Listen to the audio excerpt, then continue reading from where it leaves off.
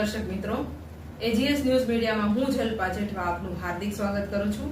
પ્રસ્તુત છે આજના મુખ્ય સમાચાર.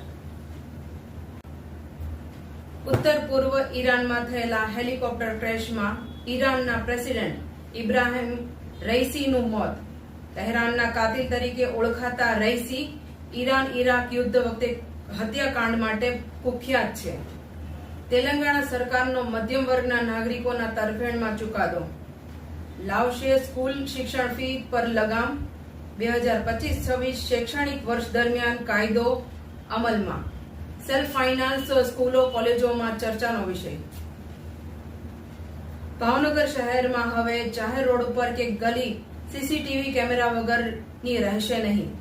પબ્લિક સેફટીની પોલિસીની કમાન ક્રાઇમ બ્રાન્ચને સોંપાઈ. વડોદરા શહેરમાં સ્માર્ટ વીજ મીટરનો વિરોધ યથાવત. મહિલાએ 5,000નું કરાવ્યું રિચાર્જ. રિચાર્જના પ્રથમ દિવસે જ 2700 રૂપિયા કપાયા.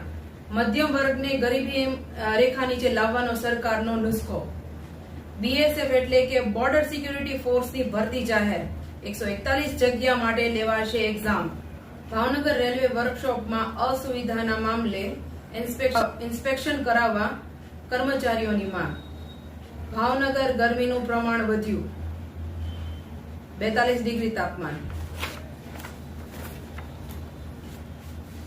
તળાજાના રાળગોન ગામે વાડીમાંથી વિદેશી દારૂના જથ્થા સાથે 2 શખ્સોની અટક. 275 વેપારીના 524 વજન માપ સાધનોની ચકાસણી.